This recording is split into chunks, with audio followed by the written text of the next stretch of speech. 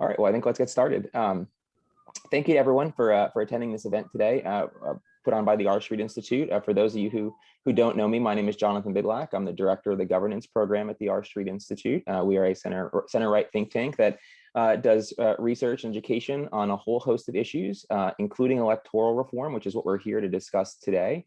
We have what I think is a very interesting and very timely discussion about a topic that it probably could not be more salient. You know, there has been, I think, in the wake of the November election, there have been probably more talk about our electoral system than we have seen in our lifetimes.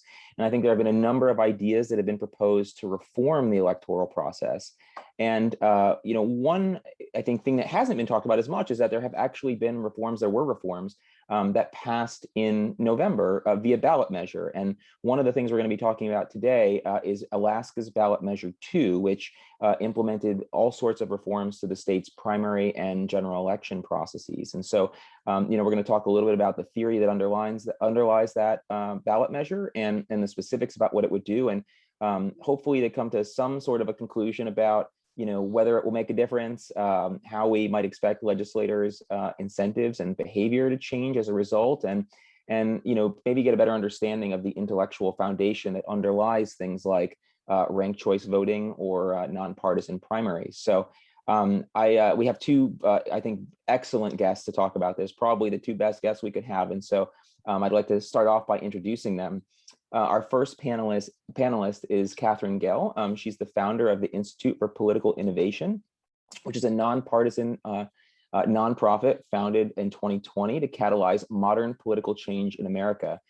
Katherine is the author of The Politics Industry, which, if you do not have the book, we'll put the link in the chat, but it is a fantastic book.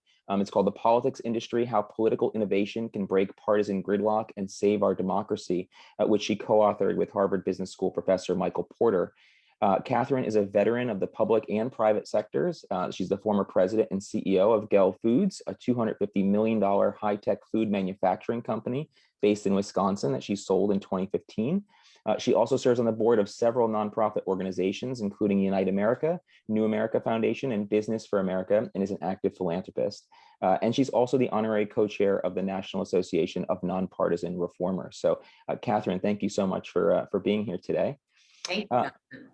Yeah, and then our second panelist is Scott Kendall. Scott is the author of Alaska Ballot Measure 2, as well as an experienced litigator and appellate advocate with Holmes, Weddle, and Barcott in their Anchorage, Alaska office. Scott is also an expert in campaign and election law and represents organizations and individuals in proceedings before the Alaska Public Offices Commission and the Federal Elections Commission. His clients have included candidates for local, statewide, and national office, as well as industry coalitions, nonprofits, ballot measure groups, and super PACs. In 2010, he was counsel to U.S. Senator Lisa Murkowski's successful write-in campaign for re-election. From 2015 to 2016, he was campaign coordinator for Senator Murkowski's re-election campaign. And from 2016 to 2018, he was chief of staff to Alaska Governor Bill Walker, where he helped execute the governor's legislative strategy. Scott is a member of the Anchorage Bar Association and the Alaska Bar Association. So Scott, thank you as well for joining us today. It's great to have you. Thank you. Nice to be here.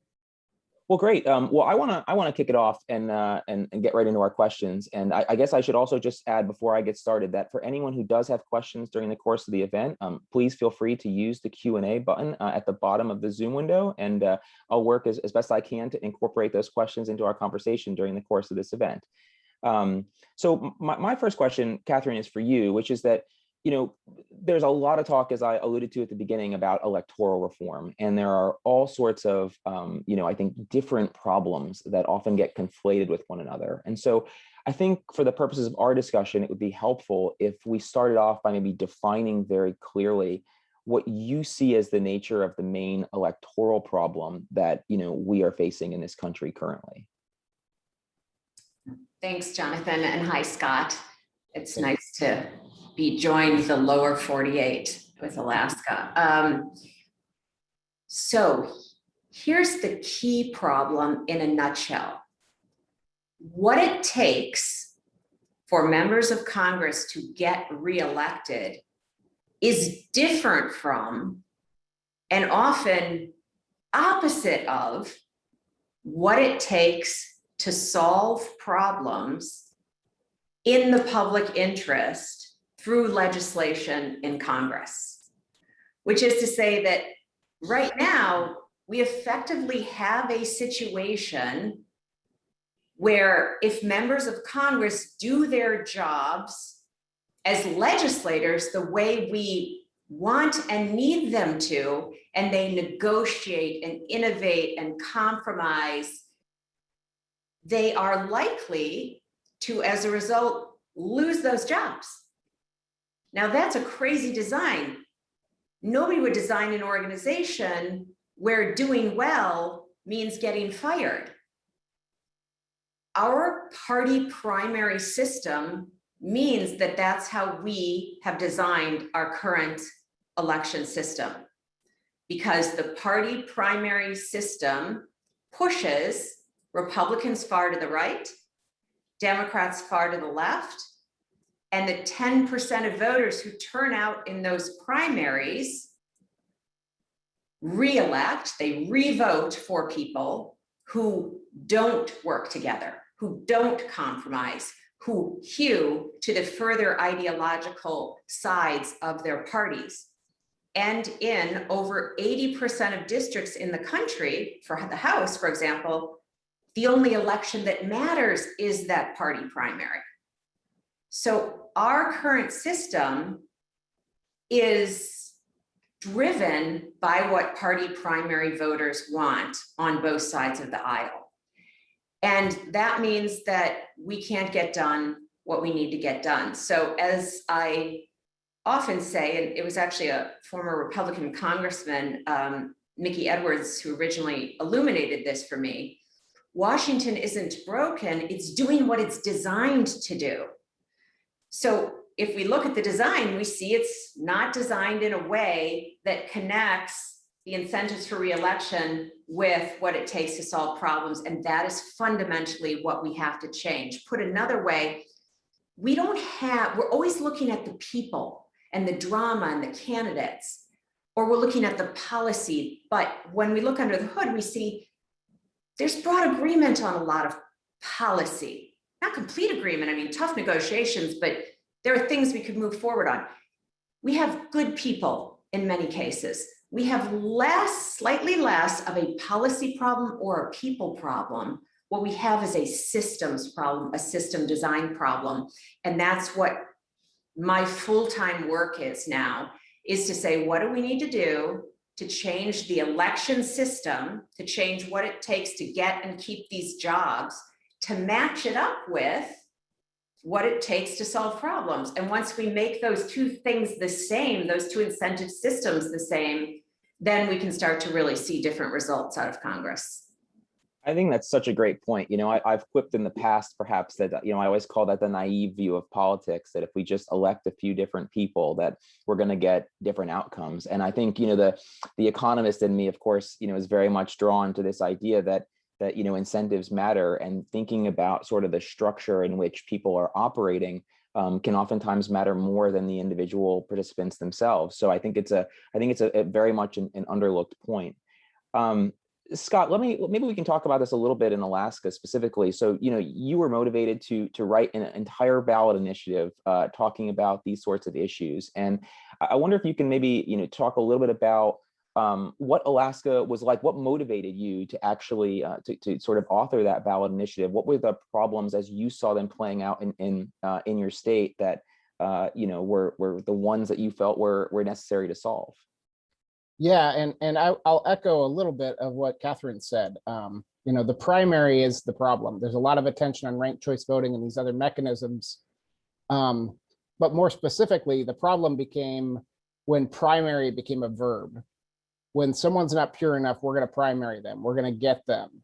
And Alaska saw that just like any other state in the country, just like our federal government is. We got a system that rewards division and punishes statesmanship. And Alaska has gone through these cycles at a state level of, fairly competent, really good leadership. We will have bipartisan majorities in our legislature. They'll last a term, maybe two. And then like clockwork, the parties will rise up, primary out those compromisers, And then we go back to square one of sort of legislative inaction. And so Alaska had a situation where, as I saw firsthand when I worked for Governor Walker, but even just as an Alaskan, Alaska had a fiscal gap of something like $4 billion. Governor Walker got that down to $1 billion, but they were blowing through billions of dollars of savings. Everyone agreed we had to balance it, but you had people on one side saying, we'll cut our way out. You had people on the other side saying, we'll tax our way out. No one would come together and do a combination of reforms to get it done. And so, there's a lot of attention on national politics, but really as an Alaskan, that was the motivation is, there's relatively simple and gettable solutions, and we all want schools and we all want infrastructure, and yet it's falling apart in front of us. And it's really falling apart because people are retreating to their corners. People see when, a Republican smiles at a Democrat, shakes their hand and comes to some compromise, boy, there's a ticking clock over their head to the next primary election.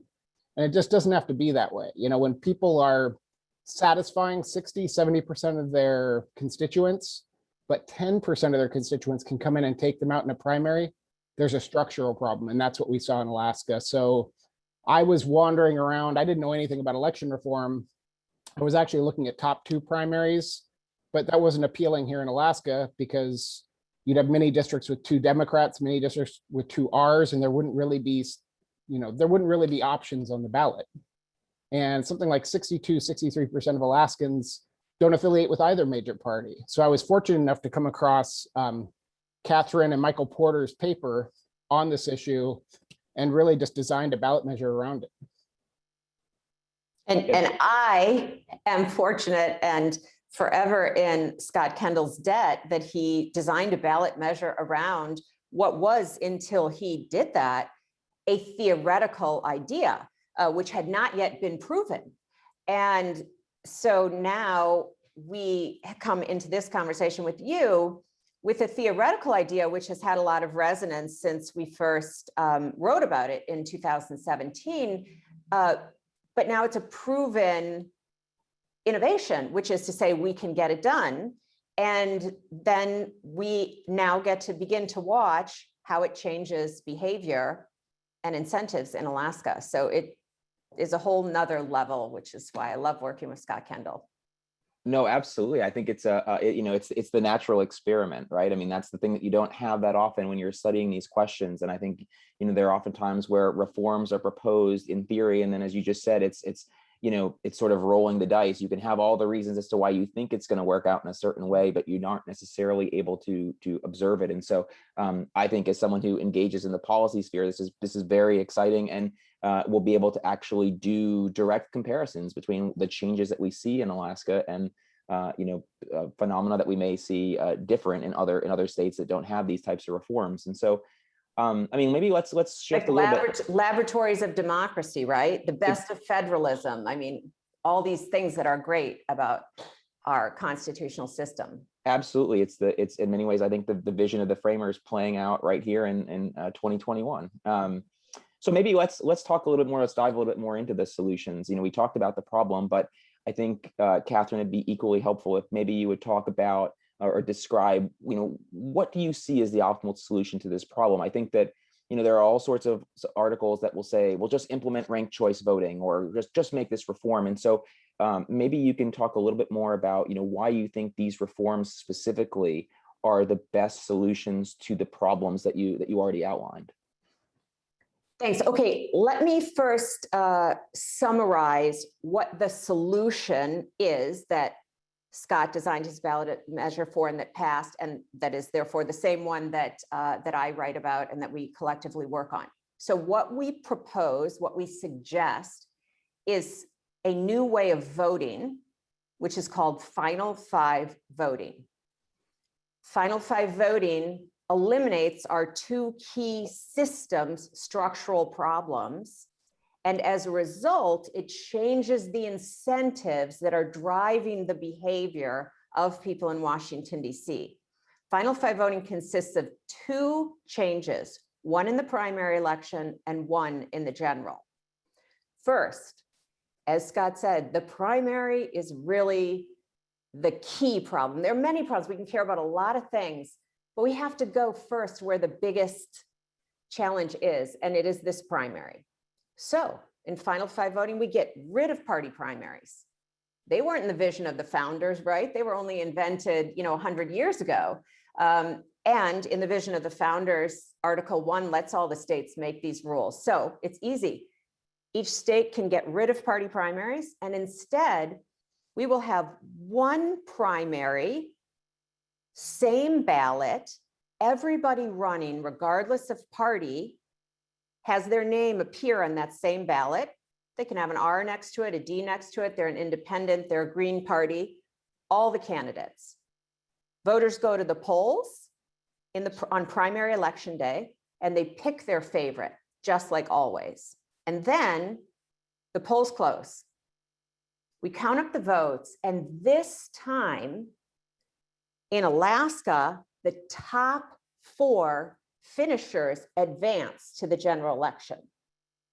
Now, we call this final five voting, and in most of our future work, it's going to be the top 5 finishers advance. That's just a detail we don't need to get too into right now, but point being, 5 people will now advance to the general election. Then in the general election, now we have to figure out, now that it's not just really between 2 candidates, how do we know who should be the candidate out of these 5 that wins? What we don't want to do is have this increased competition, diverse ideas, constituencies, and more competition, but somehow accidentally, in a sense, let one of these candidates win with a narrow slice of voters. Like, let's say the vote split 5 ways and you had someone with only 21% who could win. That wouldn't really reflect the will of the general election voters. So that's where we implement instant runoff voting. Here's how this works. You go in to vote on the general election day, and you see your 5 choices, and you get to rank them using a ranked choice ballot. So you say, this is my favorite, and if I can't have that one, this is my second choice, my third choice, all the way down to my 5th choice, something like, over my dead body, do I want that person to win? You can rank as many or as few as you want, meaning you're never worse off than you are under the current system. Then the polls close, and now we tally all the first choice votes. And if one of those 5 candidates has over 50%, a true majority, well, fabulous. The election's over, that person wins. But if the vote has split and it is not clear who has the broadest support in that district, then we begin to use the information voters gave us on their ranked ballots. We drop the candidate who came in 5th place, who came in last place. And if you as the voter had selected that candidate who's now out of the race, your single vote is now transferred to your next choice, who's still in the race. And then we run the totals again, see if someone has over 50%. If not, we again eliminate the last place candidate. You repeat the process until you determine which of the 5 has majority support, has the broadest support from the greatest number of voters. It's exactly like a series of runoffs, except instead of having to keep coming back physically for another election, which people don't want to do and is expensive, voters cast all their votes at once. And as a result, we now have a system where, with final five voting, we have connected solving problems in the general interest with what it takes to get reelected, which is to say that someone who previously, under the current rules, would think, oh, I can't possibly vote yes on this bill that I like behind closed doors. I can't vote yes because I'll lose my party primary, even though I know most of my district would like it. Because I first have to care only about my party primary. Now that same person can look at the same bill and see it as an opportunity to engage in negotiation and compromise, et cetera, and find something that they can vote yes to without automatically losing their job. I think that's a great description. Thank you, Katherine. Scott, let's maybe talk about it in a more practical sense in Alaska specifically, and maybe you can outline the components of ballot measure 2. And we did also get a question on this, which I'll combine here, asking about sort of the process of the role, I guess, of so-called dark money at trying to defeat ballot measure 2. And so I wonder, if you could also talk as part of that about your optimism or pessimism of maybe expanding these reforms even beyond Alaska. Yeah, so the interesting thing, or at least to me, about ballot measure 2 is it actually contained the final 4 voting, but it also had dark money components. So 3 elements in reality. First of all, the primary reform to a top 4 primary ranked choice voting in the general election, and then it also included a prohibition on the use of dark money in candidate elections. Now, we could only impact state elections because, of course, the FEC regulates federal elections, and when the federal when federal law occupies a field, you can't affect it with state law. But it was important to do that because Alaska, of course, is a small population state, about 700,000 people, and a lot of outside interests dump their money into our elections. And on a per vote basis, I don't know if we still have the record, but for a Senate race a couple terms back, we had the all-time record for spending per vote. And so this money gets dumped on us and it's funneled through several intermediaries. And the Alaskan public, maybe 6 months later, they know who spent in their election. But in the meantime, our TVs are just buried under these ads. And a lot of folks said, well, are you just, dark money is evil. So are you just putting that into the ballot measure in order to have a bad guy, in order to have a sweetener to pass your reform? And the answer was no. What the problem we've got in Alaska is if we are going to move to a system that doesn't make the parties the gatekeepers of the ballot, and voters don't just go and vote party line anymore, it's incredibly important that those voters have good information. So they might see 2 Democrats, they might see 2 Republicans on their ballot, and they might be getting ads from who knows where about those people. What we wanted was transparent, real-time information about who's spending. If that money is coming from the pharmaceutical industry, we'd like to know. If that money is coming from a wealthy individual in Texas, we want to know. And so that's why we kind of put all those together. We haven't seen that yet, of course, because the first election we'll have under these rules is in next August. But you've already seen sort of the interest of the idea of taking the election back. It's for the voters. The voters should have all the choice. The voters should have all the information. And it's borne fruit already in many people's minds. In the Alaska legislature, our House of Representatives had a Republican majority. A majority of Republicans were elected. And yet right now we have a bipartisan majority that's in charge of our legislature because a handful of Republicans, some Democrats and independents got together, elected a Republican Speaker of the House, but an independent rules chair and a Democratic whip, and they're working together. And they're working on our budget and they're working in the public interest. And by and large, people kind of see them, kind of shooting right up the middle and doing what people want to see, which is, keep control of the budget, be responsible. But for goodness sake, we want schools for our kids, we want infrastructure, and we're kind of already seeing that benefit. And it's rewarding to see because going back again to Katherine's comment, it's not about changing who gets elected, it's about changing what their incentives are. Yes. Yeah, I do. I'll take that up again. So much of reform and so much political activity tries to address the who. And it doesn't address the incentives, which is why you said, Jonathan, there's this idea, well, if we just elect a few good people, they could change it, or we're always looking for that next change candidate. And yet, system sort of what would we say? System eats individuals for lunch. System is where it's at. And I wanted to say, if I could ask even a question of Scott, what are some of the officials themselves saying to you about how they feel under this system? Yeah, Jonathan? Yeah, go for it, Scott. Yeah, and I wouldn't ascribe any comment to any particular individual, but I've literally heard them reach out and say, we wouldn't even have considered this without ballot measure 2. We wouldn't even have thought of being part of a coalition because we know that's a death sentence. And they have just seen it. in Alaska here, we know there was, call it 8 or 9 Republicans that worked across the aisle.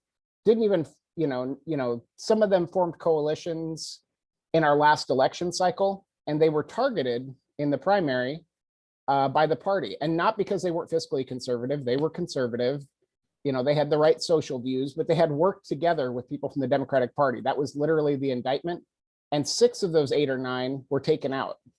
People who'd been in the legislature for 20 some years got eliminated, by only essentially, 10% of their electorate showed up in the primary, 6% took them out.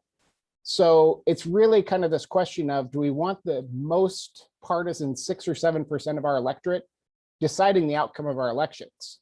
And so with that monkey off their back, I've heard from multiple people. I've heard from some of the folks who actually were primaried out last year and said, this is it. This is the moment where I don't have to play the game anymore of one for me, one for the party. I can just look at every single decision and say, what's right for Alaska? And so it's really been a breath of fresh air. Those folks that I've talked to, we narrowly passed the reform, but everything I'm perceiving is that support is already only going up. It's very interesting. Yeah, I think it's I have myself long been a proponent of the ballot initiative process for this exact reason. I mean, it's not always perfect and the results aren't always necessarily what I might want to see, but I think, again, it stems from this belief that the tension between, not just different branches of government, but in this case at the state level, between sort of the, official legislative channels and then the more direct opinions of the people, provides another way in which you can perhaps create reforms that are beneficial, that, as you just said, might not otherwise be considered, or if they were considered, might not actually have been politically feasible by more traditional means. I want to take a step back for a second, because we've gotten a question about this, and I had a question about it too, for you, Katherine, which is essentially, why top 4 or 5? Why not top 2 like California or like what we've seen in Washington State? The commenter notes that, more choice seems inherently better, but top 4 has more traction. Is there a risk of confusing reformers? So maybe we can talk a little bit about that topic. Yes, great. So let's first take why not just 2? Okay, so again, laboratories of democracy, we've all benefited from that, which is to say some places have experimented, and I don't mean that like throw it against the wall, see what sticks. Some places have worked with an open primary system, and some places have worked with using a ranked ballot. We've put them together in Final 5 voting, Final 4 in Alaska.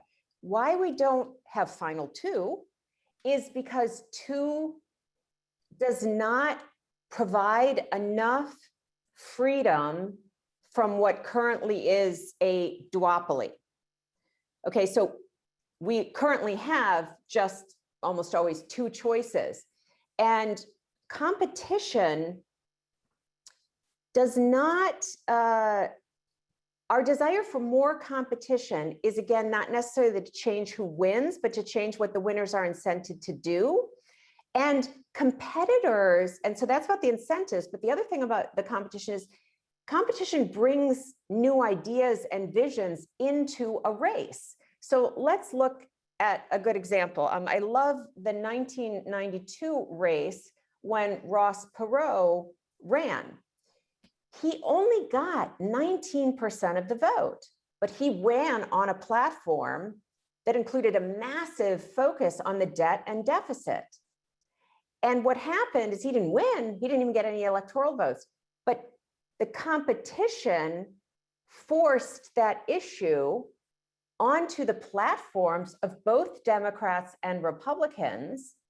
And then they, Clinton and Gingrich, were incented to work through that issue. And it resulted in the last time we've had balanced budgets and a surplus in our federal government, because they didn't want to cede that 19% of the electorate to a nascent third party.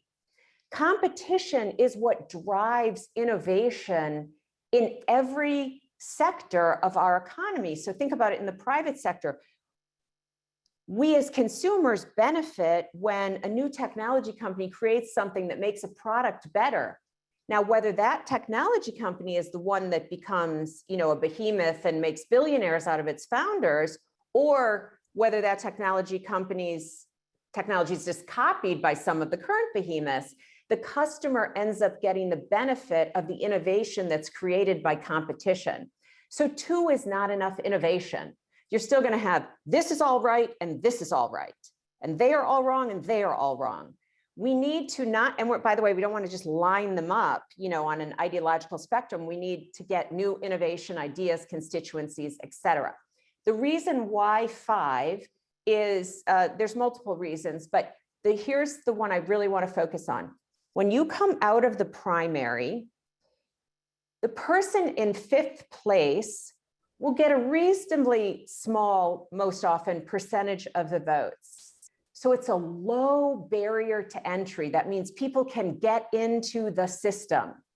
We have had so much barrier to entry in our system right now. You had to play the game right. You had to do this party game, or you had to have the money, or you had to, say X, Y, or Z. We need to lower barriers to entry because that increases the healthiness of competition. And then you can have people running who may know they're not likely to win, but they can be the pros on certain issues. They can bring new issues into the conversation. And that is, really what we want. And 5 is not too many. People can hold in their mind 5 to 7 things. That's what neuroscience tells us. So 5 is the, sort of sweet spot amount. That's interesting. Let's take the sort of the general election side of things, the ranked choice voting side of things, and I'll open this up to both of you because I think you'll have thoughts, but we've gotten a number of questions about this. So, Scott, one questioner asks, isn't there a danger that ranked choice voting will make elections too complicated and voting too burdensome for the average voter and therefore deter voting? And we had another commenter who noted that Mickey Edwards said that I guess at an event yesterday that he wanted voters to have the option of voting on the final 2 candidates and worried that ranked choice voting sorts for the least controversial candidate, but not necessarily the best candidate. And so I wonder if you maybe each could go and could talk about those criticisms. Yeah, I guess I'll speak to the Alaska experience, of course, because that's what I'm familiar with. Is voting's already complicated here. We've had a plurality system for the 50, 60 years Alaska's been in existence, and the results have been mixed. Our general rule on statewide elections is usually people are elected only with a minority. Senator Murkowski herself, who I've worked for, has never gotten a majority in an election. And that's because we have strong third parties, and we actually have a lot of candidates who encourage candidates in. So we have, if you're a Democrat, you'd sure like to encourage in an Alaska Independence Party or Libertarian candidate to take a chunk out of the hide of your Republican opponent. And likewise, a Republican would like to coax in a Green Party candidate or another candidate. And so you have these spoilers injected into the system already. And so when a voter faces their ballot, they're already doing strategic voting. So they're saying to themselves, I love the Green candidate, but he or she can't win. So I got to vote for the Democratic candidate. So they're ranking in their mind already. The problem we've got now is they're immediately driven towards the lesser of 2 evils. And those other candidates who come in who might bring a new and an important idea, those candidates might make climate change their #1 issue, or the deficit their #1 issue, but they'll never get oxygen in this system because no one cares.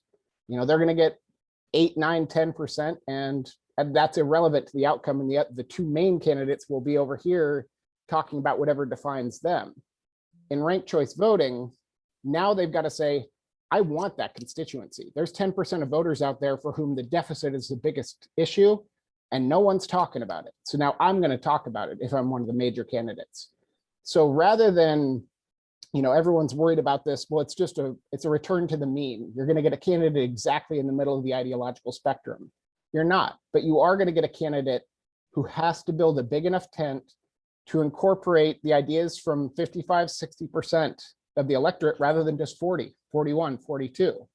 And that's certainly a better way to govern than a purer but narrower base of support. Yeah, because I'll follow up on that. What we want to see is what the candidate is thinking, not what they're saying necessarily when they win. I mean, of course that matters, but it's what they're thinking when they're dealing with real problems. Because you can say a lot of things about what you believe when you are campaigning, and people should have intense ideologies. I believe in that. This is not about a squishy middle. But the question is, when the person arrives in DC, do they have the freedom to work with what we have and to deal powerfully with trade-offs? So in all of our organizations, you know, if you're not on here being an elected politician, you're always dealing with trade-offs, which is, well, we could do that and then that would cost more. These would be the pros and these would be the cons. And our current system doesn't allow our elected officials to deal with the trade-offs of all the complex issues. Every issue has the trade-offs. You want to reduce the debt and the deficit, well, then you can't spend money on X, or you have to raise taxes on Y. You want to deal with immigration, you have the trade-offs of open borders, closed borders, you know, workers, you have trade-offs in everything, and nobody can deal with them. We have made it impossible to keep their jobs and work powerfully with what's the reality of these complicated, you know, policy challenges. And so that's what we get out of this system. Again, we don't necessarily change who wins. We change what they have, what they're incented to do, but we also change what they have the freedom to do. And they know, when they're calculating what they have the freedom to do, that they will have the opportunity to make their case for re-election in November to the November electorate. Right now, the only opportunity that they have is to make their case in the primary, as we've said. I'll note, you know how sometimes people are always saying, oh, we should have National Election Day off? I always say, why? That election doesn't matter for Congress. You should have National Primary Day off if you want to change, you know, something right now. Now, we need, what this reform does, final five voting, it makes the general election always the most important election, and that gives more freedom to our legislators. Yeah. One thing I think Jonathan said that I didn't respond to was, is it too complicated? And I sort of wanted to make sure to respond to that specifically, because it's this idea of, before you choose the D or you choose the R, and that's super simple. And, can't possibly expect people to go 1, 2, 3, 1, 2, 3, 4. On a personal level, I'll say I trust Alaskans to count to 4. I think they can do that. I watched them in 2010. I watched them spell, 120,000 Alaskans spell Lisa Murkowski's name correctly, and that's not nothing. But it ignores how we make decisions in everyday life. If I'm going to go to the car lot and I want to buy a pickup, I want to buy a blue pickup, and I go there and they don't have any blue pickups, but they've got black pickups, I can, in my mind, make that shift and choose my second choice. I don't just leave with the opposite. Under the first past the post, I'd go for a blue truck. They don't have a blue truck. I end up with a station wagon. I go to the ice cream parlor. I want chocolate. They don't have chocolate, so I get nothing. That's not how we make decisions in everyday life. So to assume, Americans and Alaskans can't make that jump and say, I am a hardcore Democratic supporter. I voted for the Democrat first. Now there's an independent and a Republican left, and they don't have any sense of nuance in their brain if they'd like to have input between those other two. It's just, it's paternalistic and it's insulting to the voter. Let's give the voters a little more power to express their choices with a little bit of nuance and see what they can do, because the current system isn't getting done. I think those are all great points. And I think what I would add to that is that, people are weighing many different issues all the time, but they're also thinking about those issues in different dimensions too, right? I mean, libertarians perhaps will be familiar with the Nolan chart, which sort of looks at, economic freedom a little bit different. And you have sort of the different axes, and you think about that actually, politics isn't just this left-right, continuum. It's actually a multifaceted, multi-dimensional calculus. And I think the point that you just made is an important one, Scott, which is that people are already making these trade-offs. It's just that the system, the structure that's being imposed on them is forcing them to make those trade-offs in a certain way. But that doesn't mean that a different sort of electoral structure would result in people still having to make those exact same trade-offs. It's just that it would maybe incent them to think about it differently or weigh them a little bit differently, and maybe discount things like, strategic voting, for example, which they need to think about now, which they might not need to in an alternate system. So I think that, politics is complicated, and the way that people weigh these decisions are, it's sort of already happening. And I think that there's a case to be made that there may be alternate ways of doing so that might actually result in people weighing those different considerations in a way that is more beneficial for the health of our system of governance. So I think it's a great point. We've gotten a number of questions about Alaska specifically, Scott, and so maybe we can just tackle some of these, and questions about are you getting challenges from the major parties on the constitutionality of the ballot measure? Are there expected other efforts to unwind it? I had a question just about what it really looks like from a timeline standpoint in Alaska, how you sort of, now that this has become law, what do we sort of see as the next steps? Maybe you could just kind of address those issues real quick. Yeah, so the measure was certified the last day of November, and the very next day we got a lawsuit. So there is a facial challenge to the law, as you'd expect. We built that in. We actually, if you rewind a couple of years, we filed our ballot measure, and the former attorney general of the current governor said, nope, I'm not even letting you put this on the ballot. We had to go to court. We had to sue. We had to win. We got our petition booklets. They took us to the Alaska Supreme Court.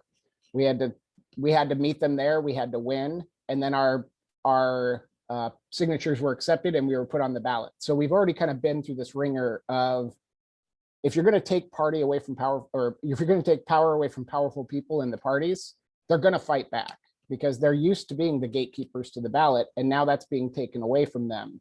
We think elections should be about voters, not parties. But that's important to know. This is a disruption to them and how they do business.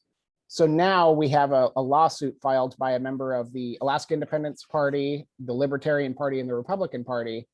And we're in the middle of summary judgment right now. We may have a decision as soon as the end of May.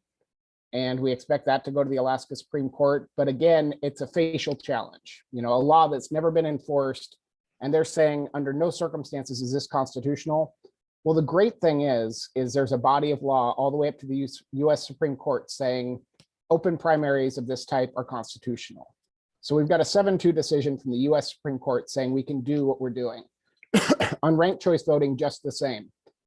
We've got court after court after court approving of ranked choice voting, up to and including the Ninth Circuit Court of Appeals here, within which Alaska operates. But we've got Obama appointed judges, we've got Trump appointed judges. Everyone agrees these systems are allowable. Now, whether they're the system the parties would prefer, that, there's probably, the parties are divided. I know have good members and friends of both parties, and they're split. Some of them support, some of them don't. But the 60% of Alaskans who affiliate with neither party are very supportive. And so there's sort of a train moving that they can't stop. We've got to expect this is going to happen. And we have to expect to see what happened in Maine, which is when and if a candidate loses under these rules, they'll challenge it in court again. Predictably, they'll challenge, predictably, they'll lose. But it's just sort of growing pains as we move from kind of the status quo to something that we all think is better.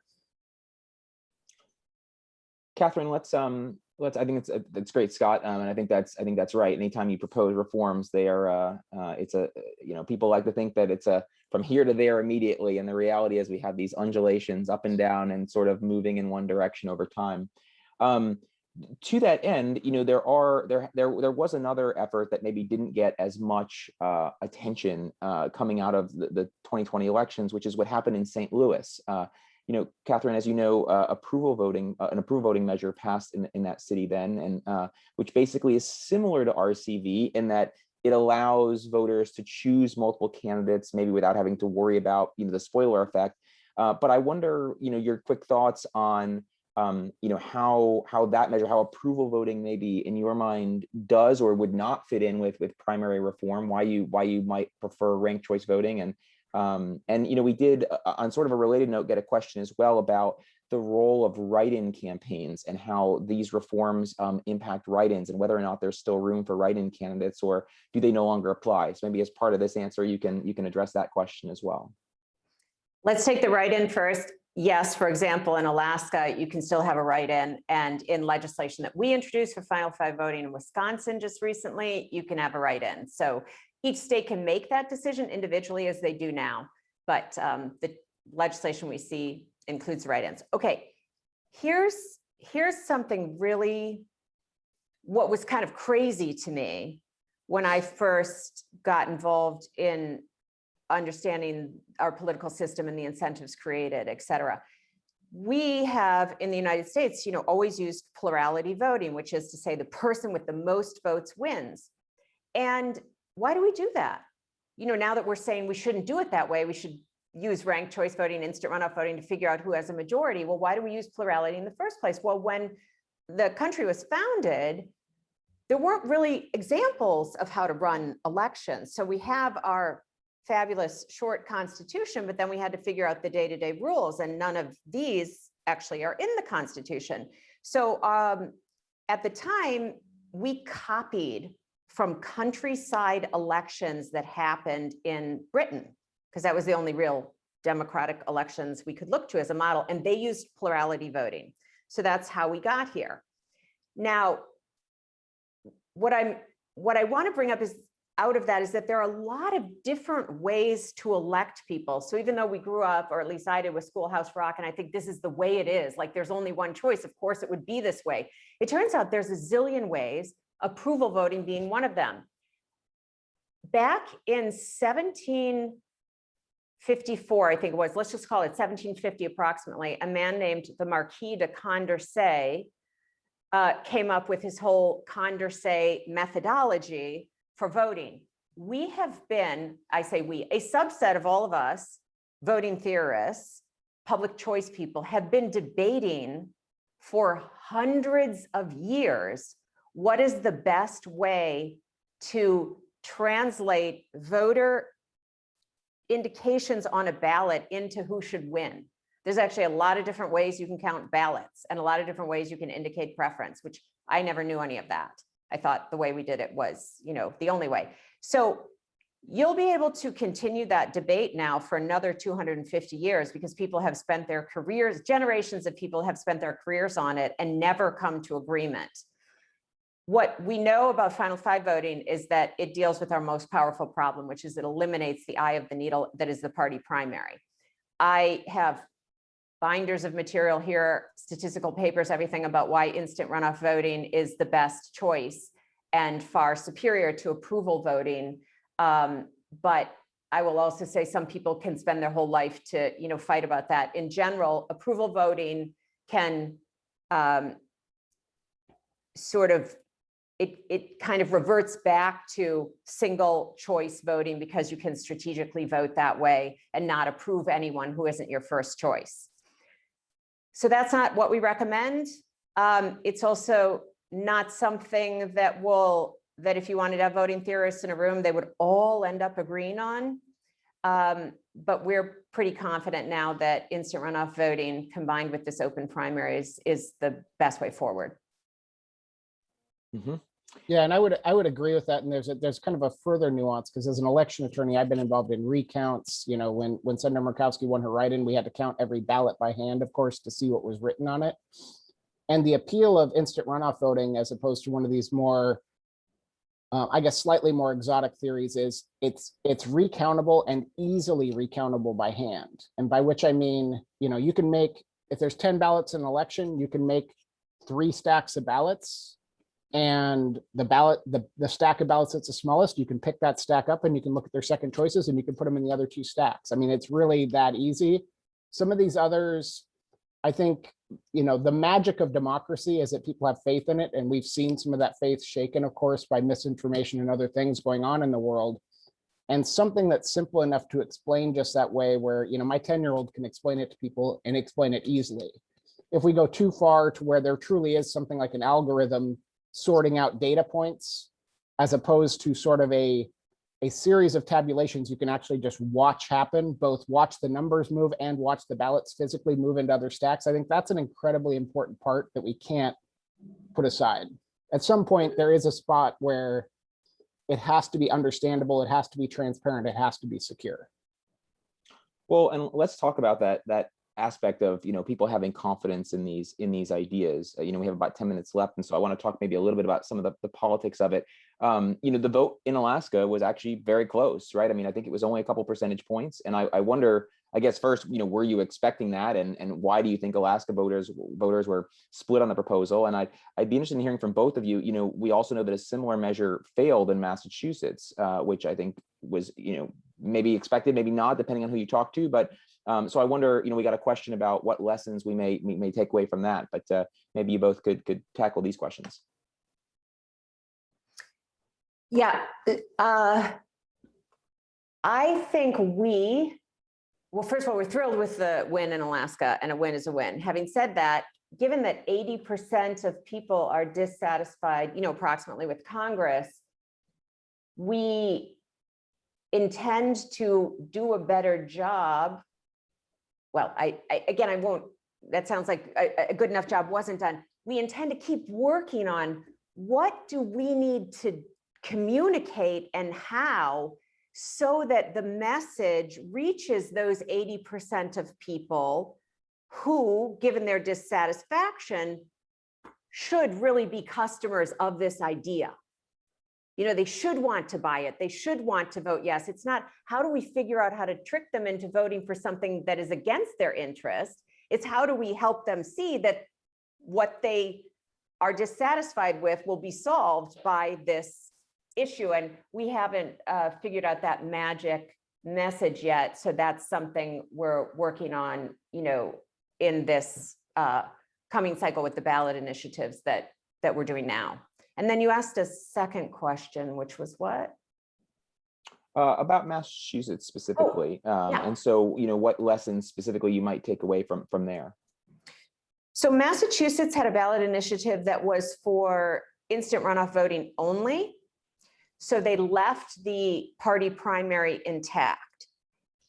I have, over my time in this, post-business career, supported instant runoff voting on its own. Going forward, that's not what I won't be doing.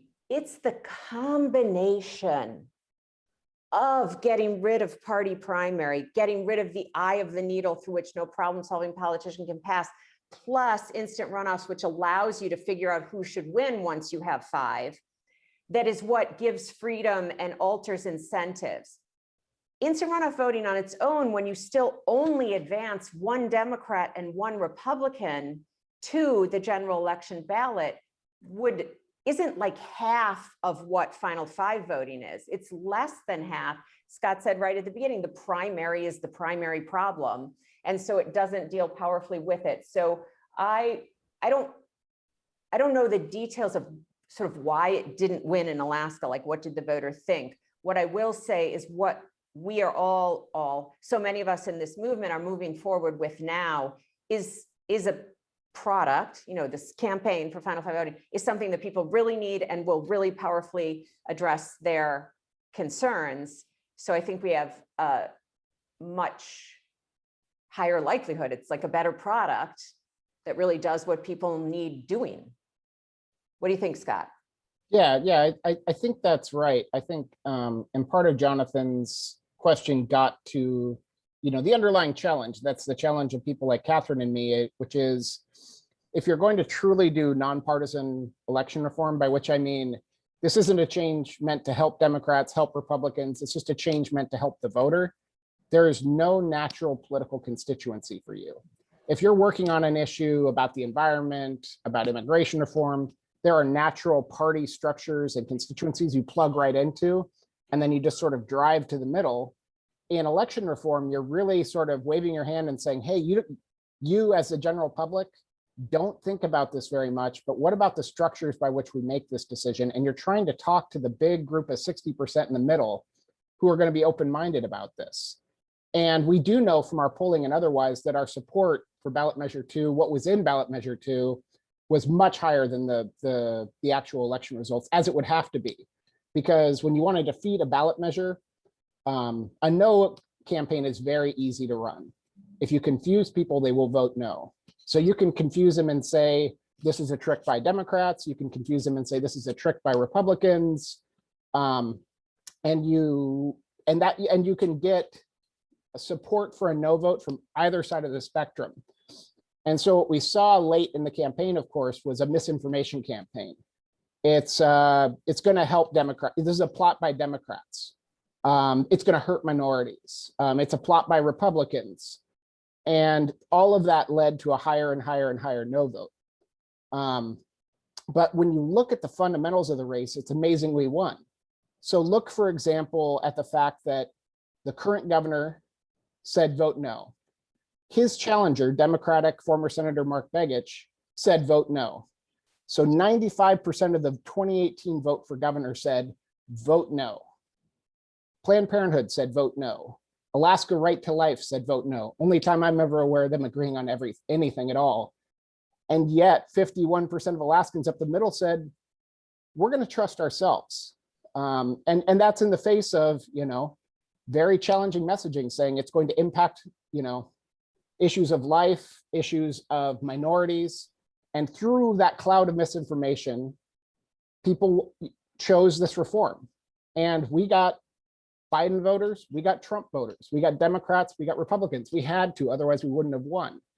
And so in my mind, any kind of win was just incredibly enlightening that there is, if you drill down, there's a hunger for this. And the challenge we had was what I call the belief gap, which was if you gave me a half hour with someone, I could convince them this was better. And at the end of that half hour, they would invariably say, but this is science fiction, you're never getting it. And so once you've crossed that Rubicon of you can actually do this, there is so much more interest around the country. There's interest in well over a dozen states of doing exactly or pretty close to what Alaska did, because they said, holy cow, it's possible. And the important thing is to be moving forward in a balanced way, not targeting red states, not targeting blue states, but just targeting state after state after state and saying, wouldn't you as a voter like this new menu of choices? And so far it's going really well. The response from people across the political spectrum is just through the roof. I think that's great. Scott and I work together now at the Institute for Political Innovation. I full-time, Scott part of his time. And that's what we're doing is the shorthand would be, let's get more Alaskas. So how can we get the campaign that Scott conceived and got through the finish line? How can we get that campaign in other states? And as Scott mentioned, we have a wide pipeline of over 10 states right now, diverse states, not a Trojan horse for partisan advantage. And it should be a really exciting 2022. And we have about a minute left, so maybe you can tease that a little bit further and just talk about where you see the areas of potential optimism, which states or localities might be particularly open to these reforms, perhaps in 2022. It's actually not quite as easy. It's not that you go and poll a state and people say, yeah, I want Final Five voting, because nobody's ever heard of it, actually. Essentially, it's a rational winnowing where you start with, the approximately half the states that have ballot initiatives, and then you take off the states that would cost, $75 million per state, and you say, let's not go there. And then you just narrow down. And one of the key things we're looking for is that people in the state want it. We help. We don't, sort of say we, a national or outside group, are going to come in and run this campaign. So we have founders that in certain cases, reach out to us from those states. Both Scott and I have had those calls of people saying, oh, we saw what your support, what happened in Alaska, we want to do that in our state. And then we help people get from 0 miles per hour and just having that desire to how would you actually make that happen. Sometimes people are not dissimilar to me and my co-founder in Wisconsin of our Final Five voting campaign.